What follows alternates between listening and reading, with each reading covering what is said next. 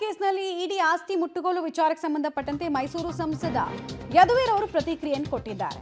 ಮೂಡಾದಲ್ಲಿ ತಪ್ಪುಗಳಾಗಿರೋದು ವರದಿಯಲ್ಲಿ ಗೊತ್ತಾಗಿದೆ. ನೈತಿಕ ಹೊಣೆಯನ್ನು ಹೊತ್ತು ಮುಖ್ಯಮಂತ್ರಿಗಳು ರಾಜೀನಾಮೆಯನ್ನು ಕೊಡಬೇಕು ಅಂತ ಮೈಸೂರಿನ ಸಂಸದರು ಆಗ್ರಹಿಸ್ತಾ ಇದ್ದಾರೆ. ಆರೋಪ ಬಂದ ದಿನವೇ ನಾವು ಸಿಎಂ ರಾಜೀನಾಮೆಯನ್ನು ಕೇಳಿದ್ವಿ.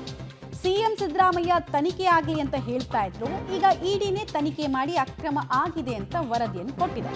ಈಗಲಾದರೂ ಮುಖ್ಯಮಂತ್ರಿಗಳು ರಾಜೀನಾಮೆಯನ್ನ ಕೊಡಲೇಬೇಕು ಅಂತ ಯದುವೀರ್ ಅವರು ಆಗ್ರಹಿಸ್ತಾ ಇದ್ದಾರೆ.